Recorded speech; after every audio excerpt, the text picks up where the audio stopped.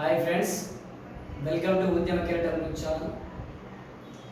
ఈరోజు ముఖ్య guest IFTU శ్రామిక స్పందన నాయకులు బరిగె వెంకటేశ్వర్లు మన స్టూడియోకి రావడం జరిగింది. కొన్ని అంశాలపై ముఖాముఖిగా దేశంలో కానీ రాష్ట్రంలో కానీ జరుగుతున్నటువంటి సమస్యలపైన తన మాటలతో తెలుసుకోవడం కోసమే మనం ఈరోజు తీసుకురావడం జరిగింది. కాబట్టి బరిగె వెంకటేశ్వరుని పరిచయం చేపిస్తాను. అన్న నమస్తే. నమస్తే అన్న. మరి సరే, ఈరోజు దండకారణ్యంలో జరుగుతున్నటువంటి దుర్మార్గం అని చెప్పి ఇలాంటి ప్రజా సంఘాల నాయకులు కావచ్చు, వివిధ పార్టీల నాయకులు కావచ్చు, మాట్లాడుతున్నటువంటి విధానం కావచ్చు, లేదా అక్కడ జరుగుతున్నది అది ఎంతవరకు కరెక్ట్, లేదా నిజమా, లేకపోతే కేవలం వాళ్ళ లబ్ధి కోసం మాత్రమే చేస్తున్నాం అనేది దాన్ని ఎట్లా చెప్పగలుగుతారన్న దండకారణం జరుగుతున్నటువంటి అంశం పైన. అమ్మా, అది ఈరోజు జరుగుతున్నటువంటి దాడులు ఖచ్చితంగా వాస్తవంగా రాష్ట్ర ప్రభుత్వం కానీ భారత ప్రభుత్వం కానీ అక్కడ ఉన్నటువంటి అమాయక ఆదివాసులను చంపడానికి ప్రయత్నం చేసేటటువంటి కుట్రలో భాగంగా అక్కడ మావోయిస్టులు ఉన్నారు. మావోయిస్టులు కానీ కమ్యూనిస్టులు కానీ ఈ దేశాభివృద్ధికి నిరోధకులైనటువంటి ఒకటే ఒక సదుద్దేశంతో కాదు, అది ఒక దుర్మార్గపు ఆలోచనతోటి అక్కడున్న ఖనిజ సంపదని బడా బూర్జువా సంస్థలు అప్పచెప్పాలంటే ముందు ఈ చీడ పీడ పురుగులను వేరు వేస్తే కానీ వాళ్ళతో జరగనటువంటి పని. ఇంకోటి, ఇంతగా ఎప్పుడు లేని విధంగా వేల మంది లక్షల మంది భారత సైన్యాన్ని అక్కడ దింపడానికి, ఆ సైన్యం అంటే వాళ్ళ భార్య పిల్లల కోసం, వాళ్ళ పొట్ట కోసం, వాళ్ళ జీవితం కోసం ఏదో ఉద్యోగరీత్యా చేసేటటువంటి సైనికులే తప్ప భారత సైన్యం ప్రజలపై కానీ మావోయిస్టులపై కానీ వాళ్ళు శత్రువులు కాదన్న వాటి మాట మాత్రం వాస్తవం. అయితే ఈరోజు ఎన్నడూ లేని విధంగా క్లైమర్ మైన్స్ తోటి కానీ డ్రోన్ కర్మలతో ప్రతిదీ ఈ ప్రభుత్వాలు రెచ్చిపోయి ఒక ఫ్యాక్షన్ ఈ భారత ప్రభుత్వం ఒక పెద్ద ఫ్యాక్షన్ బడుగు బలహీన వర్గాలపై జరుపుతున్నటువంటి అఘాయిత్యం ఇది కాదు. వీళ్ళ యొక్క మోడీ కానీ అమిత్ షా కానీ యావత్ ప్రపంచ చరిత్రలో ఉన్నటువంటి పెద్ద ఫ్యాక్షన్ అన్నటువంటి ఉద్దేశాన్ని మీరు మనసులో పెట్టుకోగలిగితే అక్కడ ఉన్నటువంటి ఖనిజ సంపదలు వాళ్ళకి important. Magnesium, copper, carbon dioxide, ప్రతి ఖనిజం ఆ అడవిలో ఉన్నాయి. వేలాది సంవత్సరాలుగా ఆదివాసులు అడవిని నమ్ముకొని వాళ్ళ జీవన స్థితిగతుల్ని చింతపండు, తేనె, తీగ అమ్ముకొని వీళ్ళు ఏసీ రూములు అంటే తెలియనటువంటి వాళ్ళు ప్రకృతి ప్రసిద్ధమైనటువంటి వనరుల కోసం వాళ్ళకు ఆదివాసులకు ఇక్కడ నిజంగా వనరులు ఉన్నామన్నటువంటి సమస్య కూడా వాళ్ళకి తెలియదు. ఈ రీసెర్చింగ్ ఏదైతే సైంటిఫిక్గా ఆలోచన చేసి ఇక్కడ ఈ ఖనిజం ఉంది, ఈ బిజాపూర్ డిస్టిక్లో, ఈ నారాయణపూర్ గేడ్లో ఈ ఖనిజాలు ఉన్నటువంటి రీసెర్చ్ మొత్తం కేంద్ర ప్రభుత్వానికి అందవేసేటటువంటి సైంటిఫిక్ సంస్థల యొక్క ఆధారంగా వీళ్ళను ఉచితంగా చెప్పితే పోరు, వీళ్ళను మావోయిస్టుల పేరుతోటి మావోయిస్టులు ఉన్నారన్నటువంటి నెపంతో ఈ ఆదివాసులను మొత్తం ఖాళీ చేయించి గూడెలు అడవిలో జన నివాసం లేనటువంటి ప్రదేశాన్ని ఏర్పరచుకొని అక్కడ రోడ్ల నిర్మాణం చేసుకొని అక్కడ ఒక ఓడ రేవులు కానీ లేకపోతే వైమానిక రేవులు కానీ నిర్మించుకొని వాటితో ఈ ఖనిజ సంపదలు మొత్తం బడా బూర్జువా సంస్థలకు, కార్పొరేట్ సంస్థలకు అప్పచెప్పి వాళ్ళ వ్యక్తిగత స్వార్థాన్ని కాపాడుకోవడానికి వాస్తవికమైనటువంటి ఆదివాసులు మూలవాసుల యొక్క హక్కులను కాలరాస్తూ దరిద్రపు నీచమైన నికృష్టమైనటువంటి మానసిక స్థితి, ఒక రకంగా చెప్పాలంటే మోడీ కానీ అమిత్ షా కానీ సగం మానసికంగా చనిపోయినటువంటి వ్యక్తులు. ఎందుకంటే ఎప్పుడో కార్పొరేట్ సంస్థలతో అగ్రిమెంట్ చేసుకున్నారు, మీతో అవుతుందా మేము వేరే దేశానికి వెళ్ళి చేసుకోవాలా, మీ దేశంలో మేము పెట్టుబడి పెట్టాలా వద్దంటే అయ్యో మీరు ఎట్టుకోకండి, మీ కాళ్ళ ముక్త ద్వారా బాధ్యత అన్నటువంటి ప్రయత్నాలు ఈ మోడీకి అమిత్ షాకి కార్పొరేట్లకు కాళ్ళ మొక్కి భజన చేసి పూజ చేసి దండం పెట్టి మేము ఖాళీ చేపిస్తాం, మా ప్రజలను మేము నిర్దాక్షిణంగా చంపుతాం, మా ప్రజలు మమ్మల్ని ఏమి చేయరు, మాది నియంత పాలన అని నిరూపించగలిగేటటువంటి ఉద్దేశం తప్ప ప్రజలకు ఆదివాసులకు మేలు చేయాలంటే ఈరోజు మావోయిస్టులను అడ్డం పెట్టుకొని మావోయిస్టులు ఉన్నారా లేదో నిజ నిర్ధారణ అయిన తర్వాత కేవలం ఒక మావోయిస్టును పట్టుకొచ్చి వాళ్ళని కూడా చంపే హక్కు మీకు లేదు.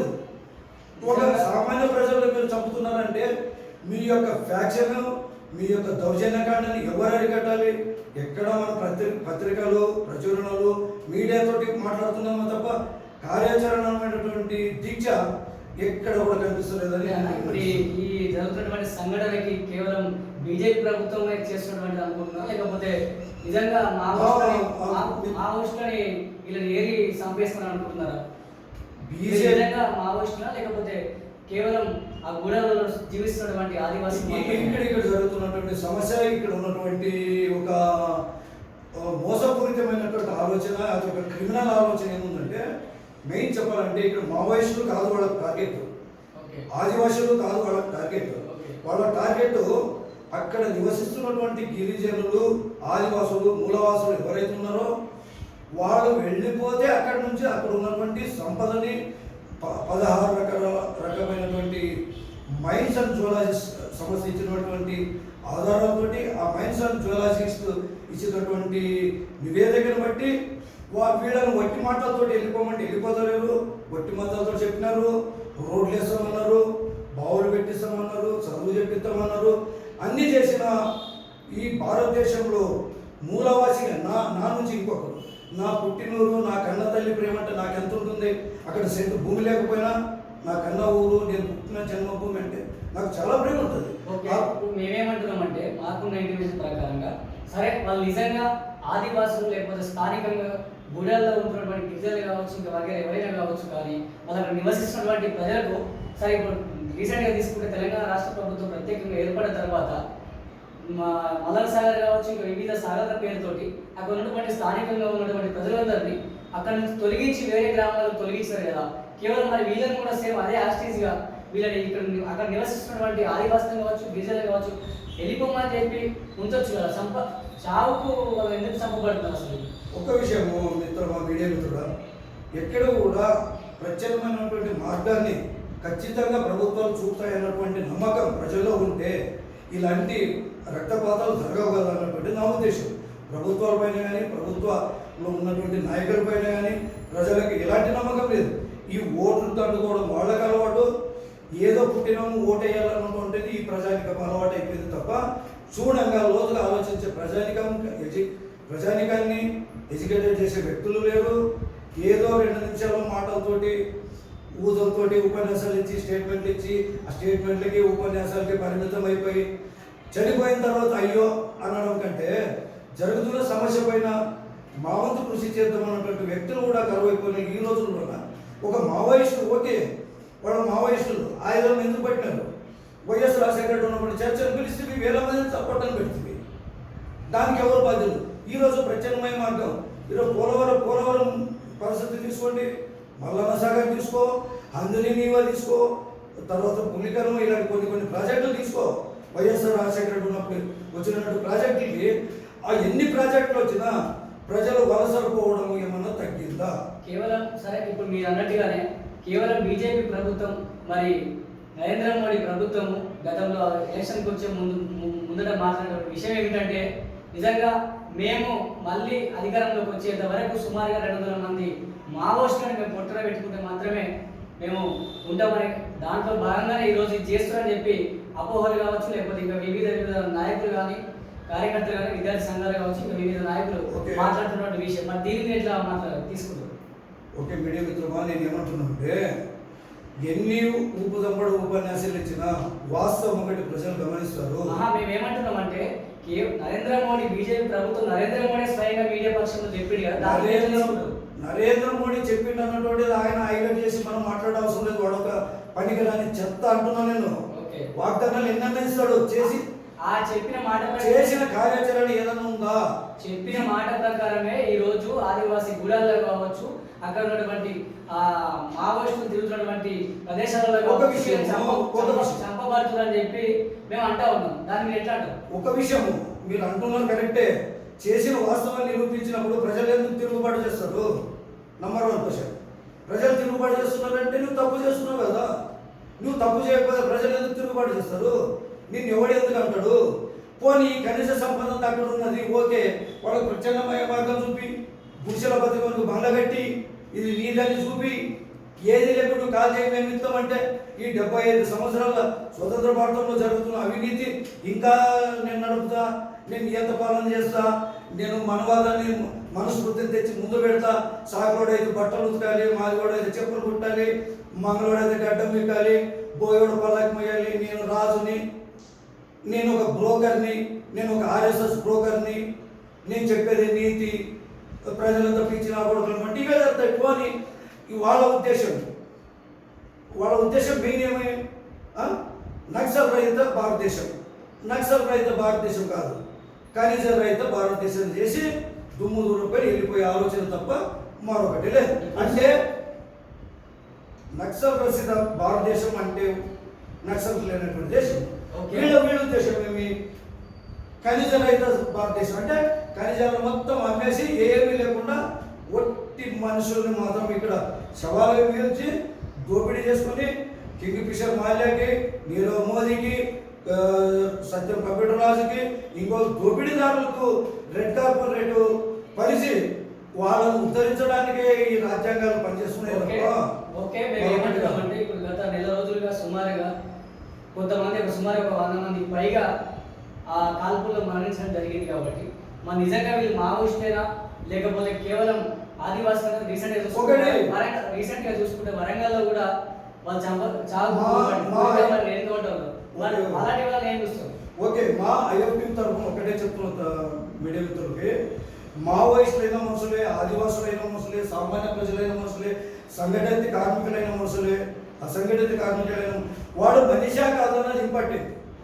మన దేశంలో రక్షణ శాఖ ఏర్పడ్డది దేశ రక్షణ కోసం, కానీ మన బిడ్డల సంపోదాలకి ఈ రక్షణ శాఖకి గనులు ఇచ్చి, అణుబాంబులు ఇచ్చి, అణుఆయుధాలు తయారు చేసి పెద్ద వేల కోట్ల సంస్థలు పెట్టి అన్ని ఆయుధాలు తయారు చేయించడము ఇతర పొరుగు దేశాల నుండి వచ్చే శత్రుత్వాన్ని ఎదుర్కోవడానికా, లేకపోతే మనలో ఉన్నటువంటి నిరుపేదలు ప్రతిఘటించి కూటి కోసం, కూలి కోసం, వృత్తి కోసం అడిగేటటువంటి ఆదివాసుల మీద, ఈ కార్మికుల మీద ఈరోజు ఒక హైదరాబాదే తీసుకుందాం, 6 గంటలకు వస్తారు, అడ్డ మీద నిలబడతారు, 10 గంటలు అయితే కళ్ళలో నీళ్ళు తీసుకొని. మేము ఏమంటున్నామంటే అది ఇప్పుడు ఆ టాపిక్ కదా, మేము ఏమంటున్నామంటే టోటల్గా చూసుకున్నప్పటికీ కూడా కేవలం వీళ్ళు ప్రాణాలు కోల్పోతున్న క్రమంలో మీ యొక్క సంస్థల నుండి కావచ్చు, లేదంటే వివిధ పార్టీలు కానీ, మీ ప్రజా సంఘాలు కానీ వీళ్ళంతా కలిసి వాళ్ళ చావులని ఆపడానికి ఎటువంటి ప్రయత్నం చేశారు?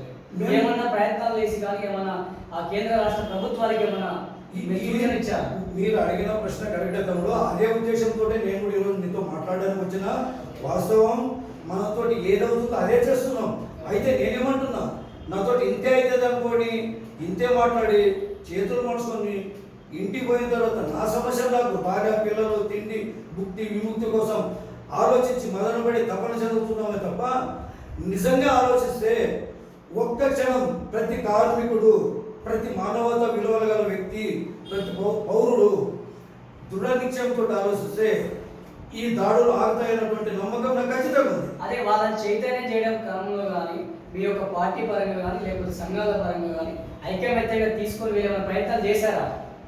చేస్తూనే ఉన్నాము, కానీ ప్రకటనల ద్వారా, నిరసనల ద్వారా తెలుపుతున్నాం తప్ప కార్యాచరణతో అయితే అక్కడ మనం పోలేము. పోయినా మా పరిస్థితులు ఏమో తెలియదు. ప్రయత్నం అయితే కొనసాగిద్దాం.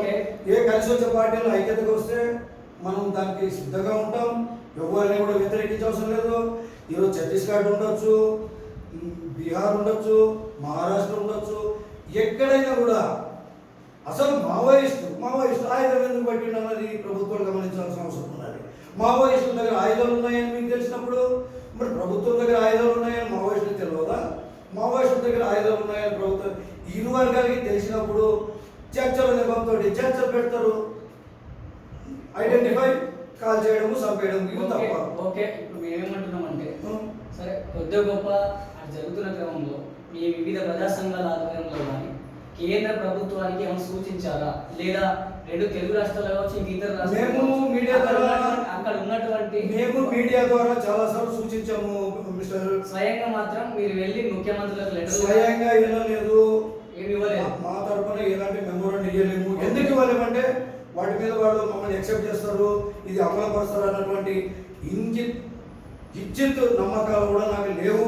ఓకే, మీరు నిజంగా మీ యొక్క పార్టీలు కానీ ప్రజా సంఘాలు కానీ ప్రజల కోసం పనిచేస్తున్నారు అనుకున్నారు. ప్రజల కోసం నిలవాల్సింది పోయి కేవలం మీడియాలు కానీ లేకపోతే కేవలం షోక్ డబ్బులకు మాత్రమే చేస్తున్నారు. ఎందుకు అనుకోవద్దు? మీరు అన్నది వాస్తవమే. ఎందుకంటే ఒక చిన్న రాయి వేసినప్పుడు పెద్ద రాయి ఎత్తివేస్తాము.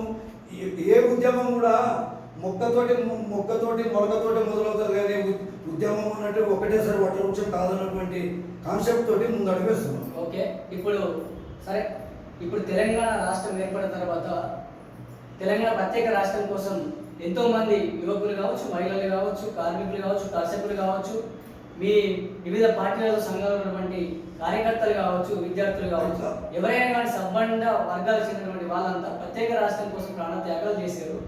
సరే, తెలంగాణ రాష్ట్రాన్ని సాధించుకున్న తర్వాత గత 10 సంవత్సరాలు ఒక పార్టీ పాలన చేసి ఇప్పుడు నూతన పార్టీ వచ్చేసి ఉద్యమకారులని గుర్తిస్తాము అని చెప్పి మాట్లాడుతున్నటువంటి అంశం పైన మీరే ఒక విషయము, ఉద్యమకారులు కూడా నా మీద కోపగించుకోవచ్చు, నన్ను ద్వేషించవచ్చు, లేకపోతే నా మాటను తప్పుగా భావించవచ్చు. నేను చెప్పేది ఒక విషయం, ఉద్యమకారుడు సపరేటు, తెలంగాణలో ఉన్నటువంటి ప్రజలు సపరేట్ అన్నటువంటి విధానాన్ని, అంటే ఉద్యమకారులకి గుర్తింపు అంటే ఏమి ఇవ్వాలా, ప్రభుత్వం ఏమి ఇవ్వాలో నాకు తెలియదు. ఉద్యమకారులు ఏ రకంగా గుర్తించాలో, ప్రభుత్వం వాళ్ళకి ఏం చేయాలో తెలియదు. యావత్ తెలంగాణ ప్రజలు ప్రతి పిల్ల తల్లి జోలిలో సంఘలేసుకొచ్చి రోడ్ల మీద పడుకొని జై తెలంగాణ జై తెలంగాణ అని ఓన్లీ తెలంగాణ రావడానికి కేసీఆర్ ఆ సొత్తు కాదు. కేసీఆర్ అన్నటువంటి ఒక వ్యక్తి, ఒక బస్సు డ్రైవర్, వాడు బస్సు గమ్యాన్ని చేయలేదు కాబట్టి తెలంగాణ అన్నటువంటిది ఒక గమ్యాన్ని మనం చేరుకోగలిగినాము. ఆ వచ్చినటువంటి బస్సు గమ్యంలోన డ్రైవర్ నడిచింది. ఆ డ్రైవర్ని లొందరలో ప్రజలు నూకారు. ఈ కొత్త ప్రభుత్వాలు వచ్చినాయి, మరి కొద్ది రోజులు వేచి చూస్తే వీళ్ళ భవిష్యత్తు ఏమో మనం చూడగలం. ఓకే, రేపు జరిగే తెలంగాణ ఆవిర్భావ దినోత్సవం కావచ్చు, లేకపోతే ఇంక వివిధ కావచ్చు, తెలంగాణ ఉద్యమకారులకు ఇచ్చినటువంటి హామీలని మేము నెరవేరుస్తాము అని చెప్పినటువంటి ఈ ప్రభుత్వం మరి నిజంగా మీరు నెరవేరుస్తాం అనుకుంటున్నారా, లేకపోతే కేవలం మాటలకే పరిమితం? నాకు తెలిసి ఎన్నో రాష్ట్రాలు మన కళ్ళెరుగా విడిపోయినాయి. ఆఫ్ కోర్స్ బీహార్, జార్ఖండ్, మణిపూర్ చాలా రాష్ట్రాలు విడిపోయినాయి. అక్కడ కూడా ఉద్యమాలు చేసినారు, అక్కడ కూడా ఉద్యమకారులు ఉన్నారు. వాళ్ళకి జరిగిన సమస్య మీకు జరుగుతుందని తప్ప మీ ఉద్యమకారులకి కేసీఆర్ గరిడి నుంచి మీకు ఒక్కొక్కరికి ఏదో కిరీటం ఇస్తారన్నటువంటి ఆశ పెట్టుకోవద్దండి. దయచేసి ఉద్యమకారులు మరో తెలంగాణ, స్వచ్ఛమైన తెలంగాణ కోసం పోరాటం చేసిన అవసరం ఉన్నది.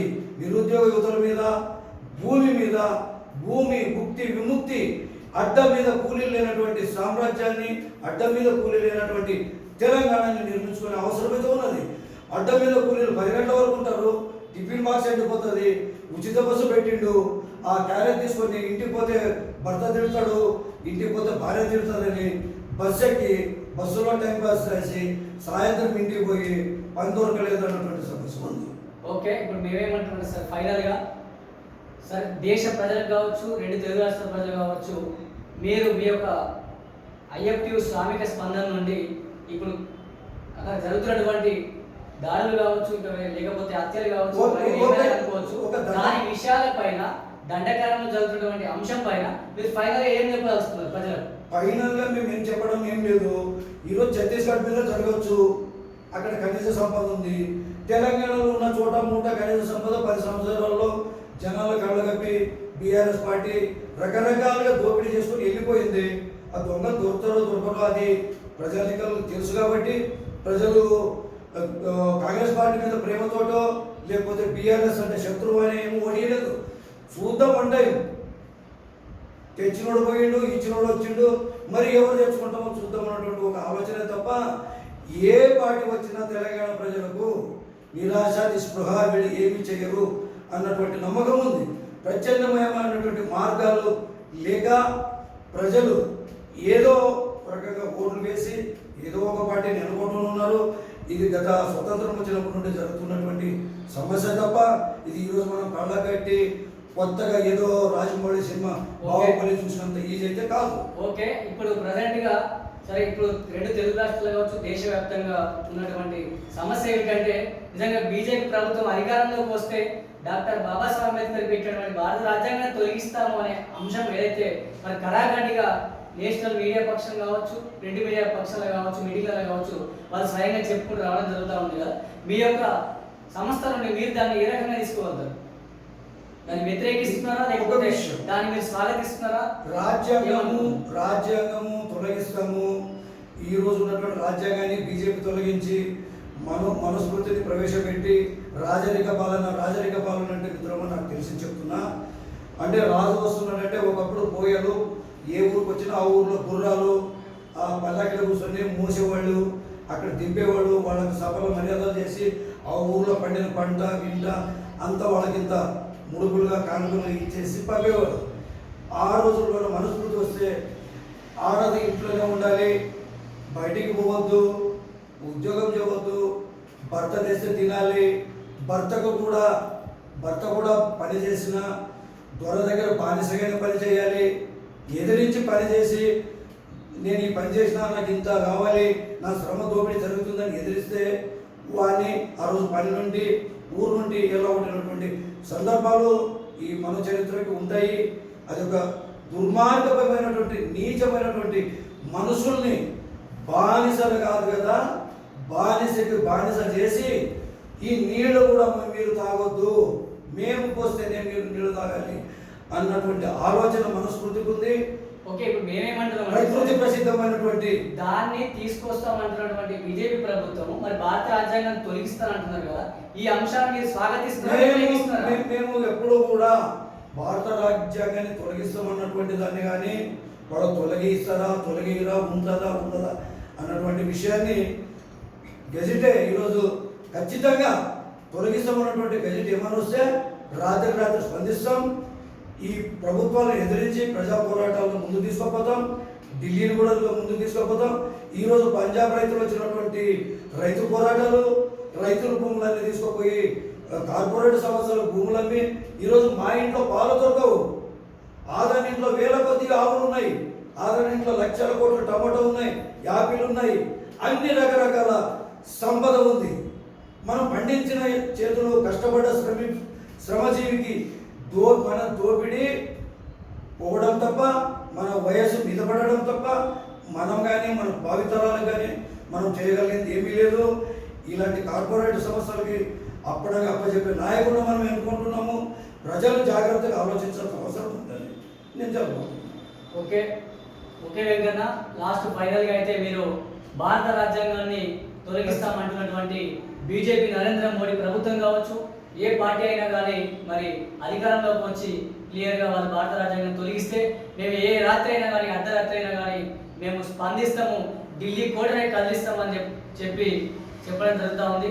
మరి ఈరోజు బడియ వెంకన్నతో మీ ముందుకు రావడం జరిగింది. మరొక నెక్స్ట్ గెస్ట్తో మేము ముందుకు వస్తాము. సెలవు. నమస్కారం.